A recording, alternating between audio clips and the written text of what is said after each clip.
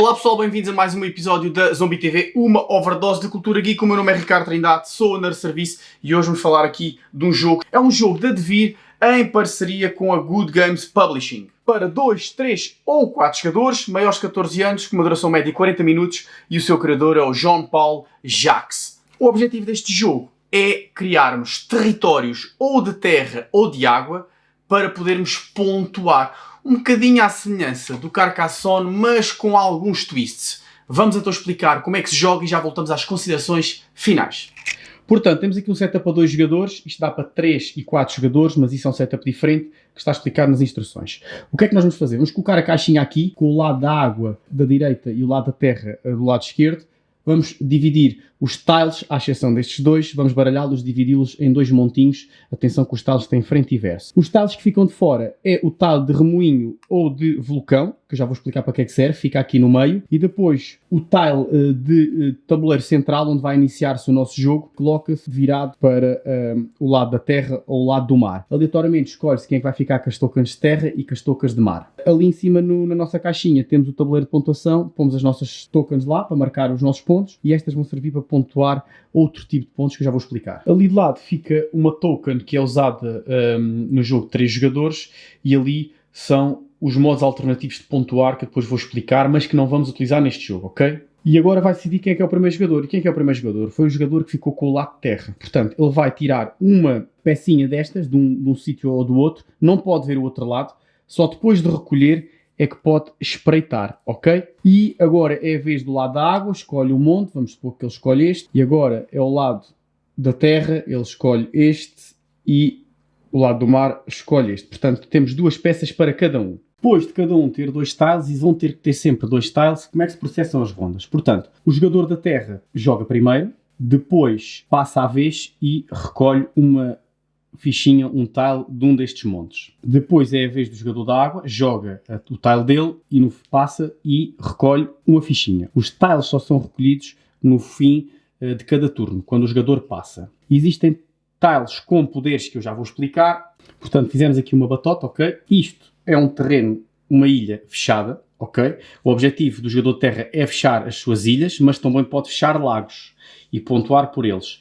E o jogador da água é fechar lagos, formar lagos, aliás, mas também pode fechar ilhas, ok? Quando um jogador fecha uma ilha, e atenção que este tal já aqui tem um poder que eu vou explicar, quando um jogador fecha uma ilha, ele vai pontuar pelo número de terrenos que estão associados. Portanto, vamos supor que o jogador terra fechava esta ilha, ele ganhava 1, 2, 3, 1, 2, 3, 4, 5 pontos. Mas temos aqui pontos bónus, que são 3. Estes 3, que são estas cruzinhas que vocês estão aqui a ver, na terra são pretos, no mar são brancos, portanto seriam 1, 2, 3, 4, 5, 6, 7, 8, 8 pontos que ele iria mexer ali no tabuleiro de pontuação. Mas vamos supor que era o jogador do lado do mar que tinha este tile e o jogava aqui. Foi o lado do mar que fechou. O que é que acontece? O jogador de terra ganha 1, 2, 3, 4, 5, porque foi uma ilha terra foi fechada, mas estes 3 pontos de bónus iam para o lado do mar. Ou seja, a estratégia aqui não é só fechar o elemento que nos pertence. Também podemos fechar o do oponente e roubar-lhe pontos bónus. Tirar-lhe essa oportunidade, ok? Portanto, temos que pensar que às vezes, para ganharmos pontos, também tem que dar pontos ao adversário. E esta é uma das dinâmicas interessantes deste jogo e que o diferencia de outros do mesmo género. Vamos supor que o jogador terra jogava, e agora vamos fazer aqui outra batota, faz conta que estas eram as peças dele. Ele jogava esta peça aqui. Atenção que temos que juntar as linhas, ok? Não posso fazer isto. Não dá, ok? Eu não posso pôr porque a água, aqui a cena de terra não terminou e a água está ali a bater. Mas vamos supor que eu colocava isto. Significa, este símbolo, que eu posso voltar a jogar. Então eu posso agarrar nesta peça e colocá-la aqui. E joguei 2 tiles no mesmo turno. Passo, compro 2 tiles daqui e é o meu adversário a jogar, ok? É assim que funciona esta peça. Agora vamos supor que temos uma carta com outra habilidade. Vamos fazer o seguinte. Ele joga aqui, ok? Pronto. Tem a habilidade de roubar, portanto ele vai roubar um dos tiles do oponente. Ele não pode espreitar o que está por baixo, ok? Só pode ver o que está por cima. Ele só pode levar o último, o mais antigo que foi comprado. Ou seja, se a ordem de compra do da terra foi primeiro este e depois este, ele só pode roubar este, ok? Então ele rouba este e depois já pode ver o que é que lá está por trás. E passa ao jogo. Já não compra tile porque tem 2. A seguir, o turno da terra, o desgraçado já só tem um tile, ok? Portanto, é a tal situação que se fosse assim, ele só já tinha este, porque este tinha sido roubado pelo jogador da água, ele iria jogá-lo, tudo certo, tudo muito bem, então pode jogar aqui, mas já não tinha mais nenhum para jogar, ou seja, ele desperdiçava esta habilidade. Portanto, ele tinha que jogar, ele era obrigado a jogar, passa e adquire 2. Mas há mais formas de pontuar. E aqui temos estes pontos aqui, que são chamados os pontos de passagem. Vamos supor, ele coloca este tile, não é?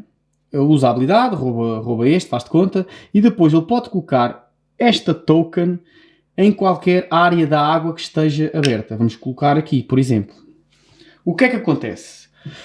Quando ele fechar esta área, ou esta área estiver rodeada por 5 tiles, 6 tiles aliás, ou seja, estiver rodeada por 6 tiles, ou esta área tiver sido fechada, ele devolve o ponto para a sua mão e ganha pontos. Cada um destes que volta para a sua mão dá-lhe um ponto, ok? Ele tem 2, portanto pode usá-los durante o jogo. A mesma coisa funciona para a terra, só que o jogador imagina que ele jogava aqui, não sei lá, aqui, por exemplo, ele podia pô-lo em qualquer área aberta. Esta ainda está aberta, portanto pode pôr aqui, sei lá, não sei, por aqui, por exemplo. Podia pô-lo aqui e sempre que e quando este fosse fechado, então voltava para a mão dele, ou se estivesse rodeado por outras 5, não é?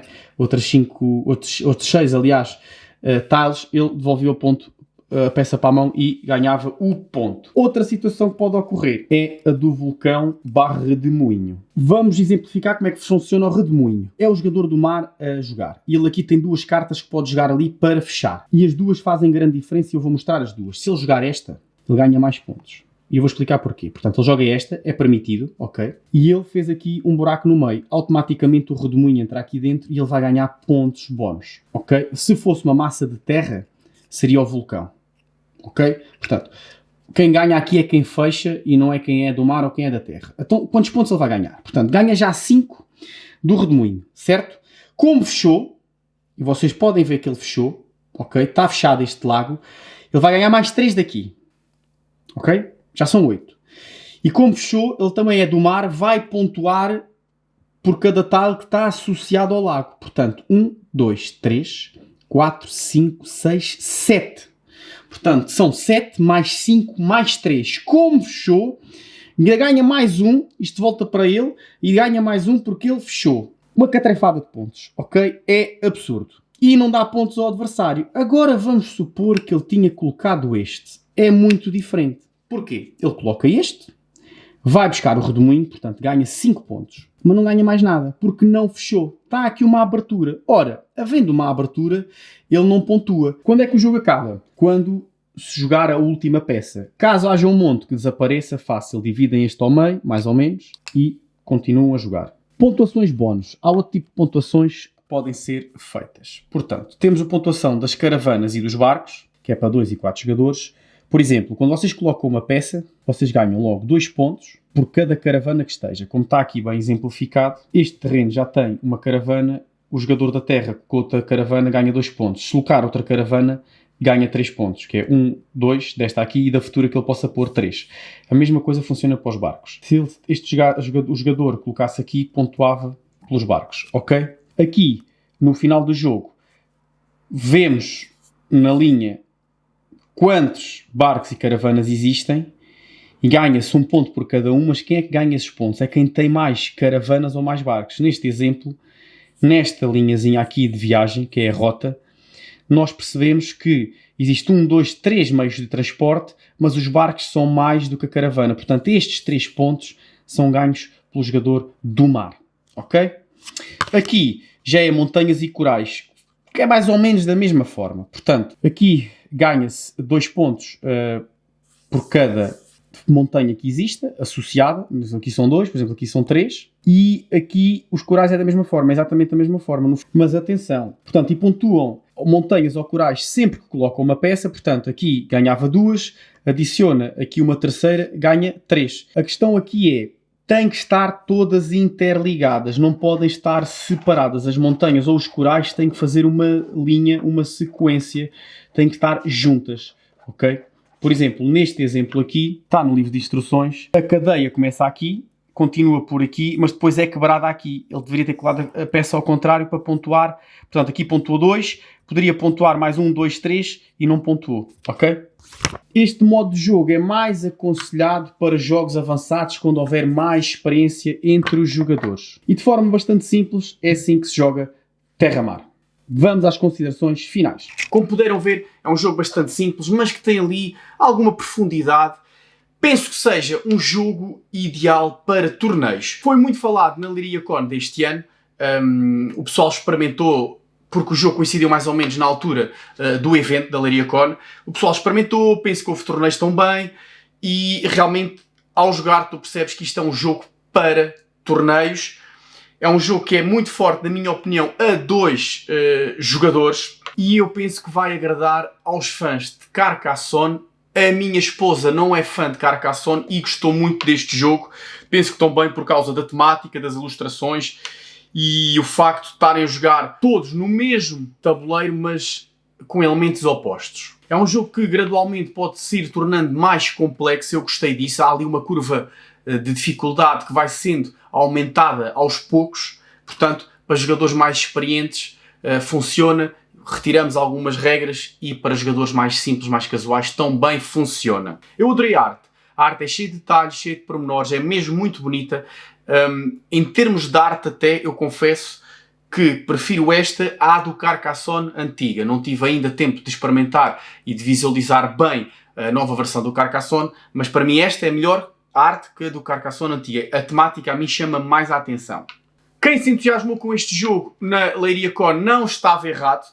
É recomendado, é um jogo pequeno, ideal para viagem e não é preciso assim tanto espaço ou uma mesa tão grande para se poder jogar. Adorei o pormenor do interior da caixa, é bem utilizado o interior da caixa para marcar os pontos, fica tudo bem guardadinho, tematicamente está bonito, recomendo. Acho que fica bem na vossa coleção e sejam vocês jogadores casuais ou hardcore gamers. Deixem a vossa opinião nos comentários, subscrevam o canal, sigam-nos, partilhem, dependemos do vosso apoio, da vossa boa vontade, ajudem-nos a crescer. Bons jogos, bons filmes e boas leituras.